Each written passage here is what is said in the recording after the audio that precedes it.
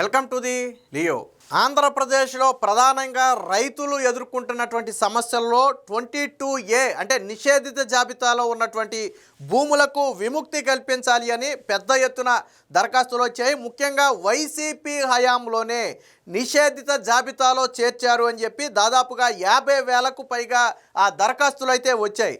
ఆ తర్వాత ఇతర రెవెన్యూ సమస్యలతో పోలిస్తే దాదాపుగా 2 లక్షల దరఖాస్తులు వైసీపీ హయాంలో వచ్చిన దరఖాస్తులే ఎక్కువ ఉన్నాయి. అంటే ఆ ప్రభుత్వ హయాంలో పడిన సమస్యల మీద ఈ ప్రభుత్వంలో దరఖాస్తులు చేసుకున్నారు. అయితే ఈ 22A అనే సమస్య వేల ఎకరాలకు సంబంధించినటువంటి సమస్య. దీని మీద నిర్ణయం తీసుకోవాలి అంటే గతంలో ఒక పెద్ద ప్రాసెస్ ఉండేది.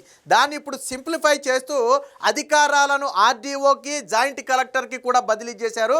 గతంలో ఈ అధికారాలన్నీ కలెక్టర్కు మాత్రమే ఉండేవి. సాధారణంగా కలెక్టర్ అంటే తీవ్రమైనటువంటి పని ఒత్తిడి ఉంటుంది. అలాంటి పని ఒత్తిడిలో ఈ వేల ఎకరాలకు సంబంధించినటువంటి భూముల మీద ఒక నిర్ణయం తీసుకోవాలంటే అది కత్తి మీద సాము లాంటిది. వాస్తవానికి గతంలో ప్రభుత్వ స్థాయిలో ఫస్ట్ ఒక నిర్ణయం తీసుకోవాల్సి ఉండేది.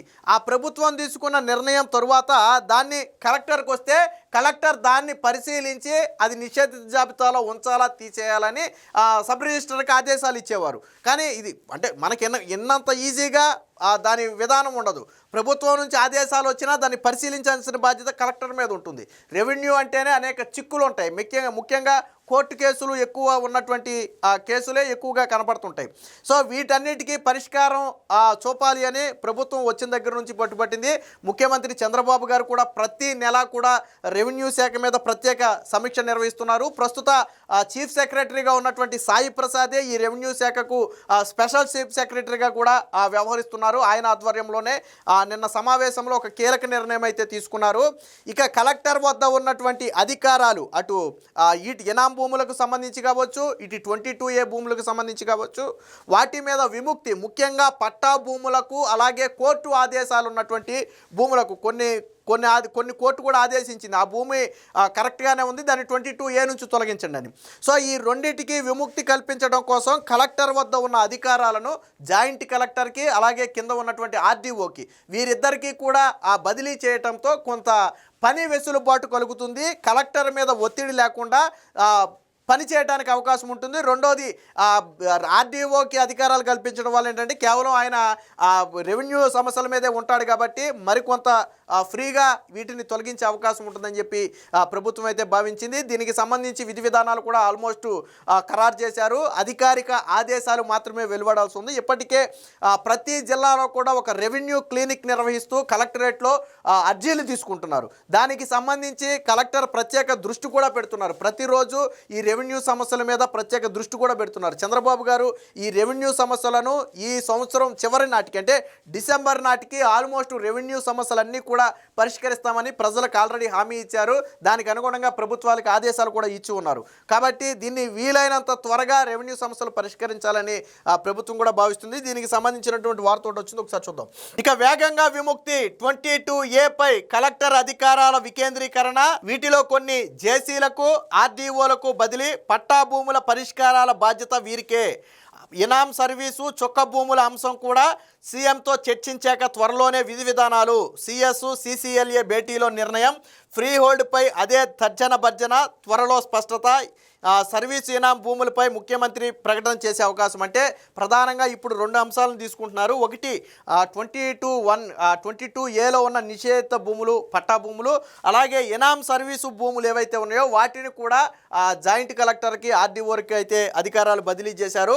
సో వాస్తవానికి నిన్న చీఫ్ సెక్రటరీతో పాటు CCLA ఇద్దరు కూడా భేటీలో కొన్ని నిర్ణయాలు తీసుకున్నారు. ఇది ముఖ్యమంత్రి ఆమోదం పొందిన తర్వాత ఆల్మోస్ట్ బయటకైతే విడుదల చేస్తారు. అధికారాల వికేంద్రీకరణ ప్రారంభమవుతుంది. ముఖ్యమంత్రి ఆమోద ముద్ర కోసం మాత్రం వెయిటింగు. రాష్ట్రంలో పట్టా భూములను నిషేధిత జాబితా 22A నుంచి తొలగించే ప్రక్రియను మరింత సులభతరం చేయడానికి రెవెన్యూ శాఖ సమాయత్తమైంది. హైకోర్టు తీర్పుతో ముడిపడిన అలాగే ప్రభుత్వ ఆదేశాలున్న రెగ్యులర్ పట్టా భూములను జాప్యం లేకుండా త్వరితగతిన 22A నుంచి తొలగించేలా ఇప్పుడున్న విధి విధానాలను సడలించాలని తాజాగా నిర్ణయించింది. ఇందులో భాగంగా కలెక్టర్ల వద్ద కేంద్రీకృతమైన అధికారాలను వికేంద్రీకరించాలని భావిస్తుంది. దీనికి సంబంధించి సోమవారం CCLA ఆఫీస్కే స్వయంగా CS కూడా వచ్చి సమీక్ష అయితే నిర్వహించారు. అది కూడా ఒకసారి చూద్దాం. ఇదే అంశంపై రెవెన్యూ శాఖ ప్రత్యేక CS గాను అదనపు బాధ్యతలు నిర్వహిస్తున్న ప్రభుత్వ ప్రధాన కార్యదర్శి సాయి ప్రసాద్, భూ పరిపాలనా కేంద్ర ప్రధాన కమిషనర్ CCLA జయలక్ష్మి మరియు ఇతర సీనియర్ అధికారులతో సమావేశమై చర్చించారు. విశ్వసనీయ వర్గాల సమాచారం ప్రకారం 22A కేసుల పరిష్కారంలో జాయింట్ కలెక్టర్లు RDOలను భాగస్వాములను చేసేలాగా అధికారాల వికేంద్రీకరణ బదలాయింపు చేయాలని ఒక నిర్ణయానికి వచ్చినట్టుగా అయితే తెలుస్తుంది. ఇప్పుడున్న నిబంధనల ప్రకారం నిషేధిత జాబితాలో ఉన్న ఏ భూమిని తొలగించాలన్నా ముందు ప్రభుత్వ స్థాయిలో రెవెన్యూ శాఖ ఒక నిర్ణయం తీసుకోవాలి. అక్కడ నుంచి అది జిల్లా కలెక్టర్కు ఆదేశాలు పంపించాలి. కలెక్టర్ తన వద్ద ఉన్న దరఖాస్తులను పరిశీలించి ఏ భూమిని తొలగించాలి, ఏ భూమిని తొలగించకూడదో రిజిస్ట్రేషన్ అధికారులకు ఆదేశాలు ఇవ్వాలి. పైకి మాత్రం ఈ ప్రక్రియ సులభంగానే కనిపిస్తున్నా ఆచరణలో మాత్రం సంక్లిష్టంగా ఉంటుంది.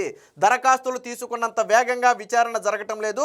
ఒకవేళ విచారణ జరిగిన సంబంధిత భూమిని 22A నుంచి తొలగించాలో వద్దో కలెక్టర్లు ఓ పట్టాన నిర్ణయాలు తీసుకోవటం లేదు. దీనివల్ల పేదలు సామాన్యుల్లో తీవ్ర ఆందోళన అలజడి నెలకొంటుంది.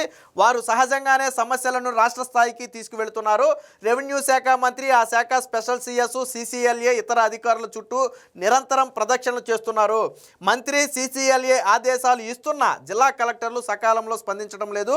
నిబంధనల ప్రకారం సత్వరమే నిర్ణయాలు తీసుకోవాల్సిన భూములను దరఖాస్తులు కూడా జిల్లాల్లో ఏళ్ల తరబడి పెండింగ్లో ఉంచుతున్నారు. సో డబ్బు, పలుకుబడి, రాజకీయ నేపథ్యం ఉన్న వారికేమో ఈజీగా నిషేధిత జాబితాల నుంచి బయటకు వచ్చేస్తున్నాయి. సాధారణ ప్రజల భూములేమో ఏళ్ల తరబడి నిషేధిత జాబితాలో ఉంటున్నాయి అనే ఒక భావన సాధారణంగా ప్రజల్లో ఉంది. సో ఈ అపవాద తొలగించడానికే ఇప్పుడు అధికారాలు మొత్తం కూడా వికేంద్రీకరణ చేస్తున్నారు. ఇది గతంలో సాధారణంగానే ఏంటంటే కొంచెం డబ్బు ఉన్నోళ్ళు పలుకుబడి ఉపయోగించో లేదా సిఫారసులు ఉపయోగించో ఏదో ఒకటి చేసి భూములను తొలగించుకునేవాళ్ళు. బట్ పేదలకు అంత ఉండదు. వాళ్ళు మహా అయితే MRO కార్యాలయానికి వెళ్తారు లేదా జిల్లా కలెక్టర్ దగ్గరికి వెళ్ళగలరు. అంతకు మించి వాళ్ళు చేసేది ఏమి ఉండదు. వెళ్ళటం, దరఖాస్తులు ఇవ్వటం, రావటమే. సో గతంలో జరిగింది ఇదే. కానీ ఇప్పుడు ఆ విధానాన్ని మొత్తాన్ని మార్చాలి. సాధారణ ప్రజలకు కూడా భూముల నుంచి విముక్తి కల్పించాలి. ఎవరి భూములైతే ఖచ్చితంగా అది 22Aలో కాదు, అది నిజమైన భూమే, వాటిని తొలగించాలి అని రికార్డులు చెబుతున్నాయో వాటన్నిటినీ కూడా ఖచ్చితంగా తొలగించాలి. ఈ సమస్యలను పరిష్కరించాలని ముఖ్యమంత్రి చంద్రబాబు అనేక సమావేశాల్లో రెవెన్యూ శాఖను ఆదేశించారు. ఈ నేపథ్యంలోనే దీనిపై సాయి ప్రసాద్ దృష్టి సారించారు. నిషేధిత జాబితా విముక్తికి అమల్లో ఉన్న నిబంధనలను సులభతరం చేస్తూ గత ఏడాది నవంబర్, డిసెంబర్లో అనేక మార్గదర్శకాలు ఇచ్చారు. వాస్తవానికి గతంలో నిషేధిత జాబితా నుంచి తొలగించాలంటే ఒక పెద్ద లిస్ట్ ఉండేది. బట్ ఇప్పుడు అలా కాదు. నిషేధిత జాబితాలో ఉన్న భూమిని తొలగించాలి అంటే ప్రభుత్వం ఒక 8-10 నామ్స్ ఇచ్చింది. అంటే ఏదైనా ఒక ఒరిజినల్ పత్రం ఉండాలి. అది ఏం ఉండాలి అనేది ప్రభుత్వం నామ్స్లో పేర్కొంది. సో వాటిలో ఏ ఒక్కటి సమర్పించినా నిషేధిత జాబితా నుంచి భూమిని తొలగించాలి అని నిబంధనలు కొంత సులభతరం చేశారు. కానీ బట్ ఆశించిన ఫలితాలు అయితే రాలేదు అనేది ప్రభుత్వ భావన. అందుకనే ఇప్పుడు అధికార వికేంద్రీకరణకైతే పూనుకుంది. దీనికి తోడు ఫ్రీహోల్డ్ భూముల సమస్య కొనసాగుతుంది. ఈ పరిస్థితుల్లో రెండింటికి తక్షణమే పరిష్కారం చూపాలని ప్రభుత్వం భావిస్తుంది. సోమవారం ఉదయం సాయి ప్రసాద్ CCLA కార్యాలయానికి వెళ్లి సమావేశం నిర్వహించారు. కూటమి ప్రభుత్వం వచ్చిన నాటి నుంచి ఈ ఏడాది మార్చి 15 వరకు తమ భూములను నిషేధ జాబితా నుంచి తొలగించాలని 12,000 దరఖాస్తులు వచ్చాయి. అలాగే తమ భూములు అన్యాయంగా నిషేధిత జాబితాలో చేర్చారని, ప్రభుత్వ భూముల కేటగిరీలో పెట్టారని, వాటిని కూడా పరిశీలించి తొలగించాలని మరొక 8,000 దరఖాస్తులు వచ్చాయి. గత వైసీపీ ప్రభుత్వంలో నిషేధిత జాబితాలో విముక్తి కలిగించాలని 32,000 దరఖాస్తులు వచ్చాయి. ఇప్పుడున్న నిబంధనల ప్రకారం జిల్లా స్థాయిలో ఈ 1000 దరఖాస్తులను కలెక్టర్లే పరిశీలించాలి. సో అది తలకు మించిన భారంగా మారుతుంది. ఎందుకంటే కలెక్టర్లకు ఇతర పనులు చాలా ఎక్కువ ఉంటాయి.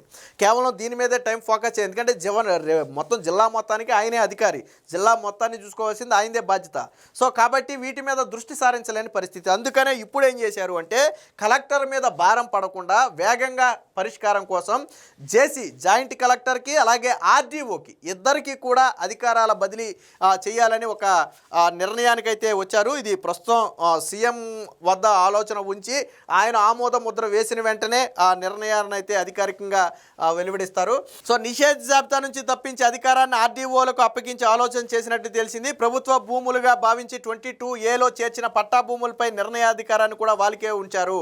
ఇలా కలెక్టర్ వద్ద ఉన్న అధికారాలు వికేంద్రీకరిస్తే దరఖాస్తుల పరిష్కారం సులభతరంగా వేగంగా సాగుతుందని చెప్పి ఉన్నతాధికారులు భావిస్తున్నారు. రిజిస్ట్రేషన్ శాఖలో 22A భూముల తొలగింపుకు సంబంధించి అధికారాలను జిల్లా స్థాయి నుంచి సబ్ డివిజనల్ లేదా సబ్ రిజిస్టర్ స్థాయికి తీసుకురావడం పైన కూడా చర్చలు జరిగాయి. ఈ నిర్ణయాలపైన ముఖ్యమంత్రి చంద్రబాబు, రెవెన్యూ శాఖ మంత్రి అనగాని సత్యప్రసాద్తో చర్చించి కొత్త విధి విధానాలు అంటే ఇప్పటి వరకు రిజిస్ట్రేషన్కి సంబంధించినటువంటి భూములు రిజిస్ట్రేషన్ శాఖను కూడా సబ్ డివిజన్ స్థాయికి తీసుకురావాలని చూస్తున్నారు. ఒక రకంగా అది కూడా మంచిదే. అన్ని జిల్లా స్థాయిలో ఉన్నటువంటి రిజిస్ట్రేషన్ ఆఫీసులో జరగాలంటే కష్టమే. బట్ సబ్ డివిజన్ కూడా అధికారాలు కల్పిస్తే కొంచెం వేగంగా ఆ నిషేధిత జాబితా నుంచి అయితే తొలగించవచ్చు. ఏదేమైనా మొత్తంగా ఫ్రీ హోల్డ్ భూములు, అలాగే ఇనామ్ సర్వీస్ భూములు, అలాగే 22A నిషేధిత జాబితా భూములు, వీటి మీద త్వరితగతిన నిర్ణయాలు తీసుకోవాలని చెప్పి రాష్ట్ర ప్రభుత్వం ఒక కన్క్లూజన్కి అయితే వచ్చింది.